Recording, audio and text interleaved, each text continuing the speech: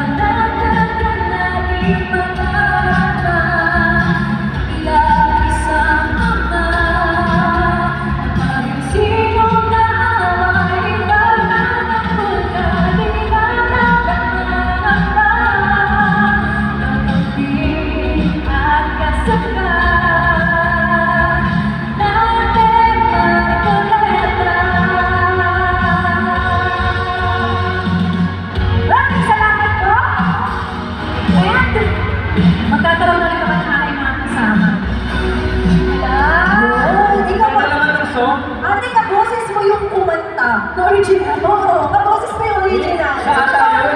Ito, way back 2022. So, totoo lang pinawisan naman. Na-murder sa atin ako eh. Diba? Bali-bali lang siya. So, yun naman talaga siya actually. Yun ang naging theme song ni Kong Dante Marcoleta. Way back 2022. Wow! So, yun yung backstory. Kasi, syempre, Natalie was different.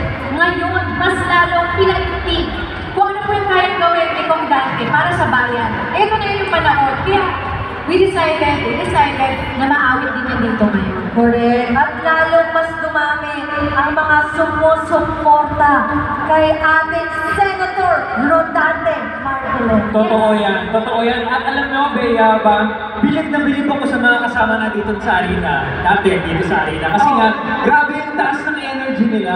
Parang hindi na uubos yung energy. Alam niyo po, sinimulan po namin yung pre-show kanina. Nasa first row pa lang dun sa taas eh. Ngayon, puno-puno na po tayo! Hanggang tuktok.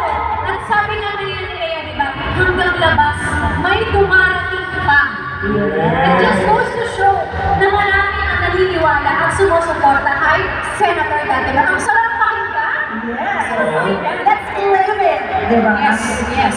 At syempre, mahaba pa ang araw natin. At marami pa tayong aabangan ng mga, bukod sa mga performances na ginawa natin kanina, meron pa tayong mga aabangan magsasalita dito sa atin.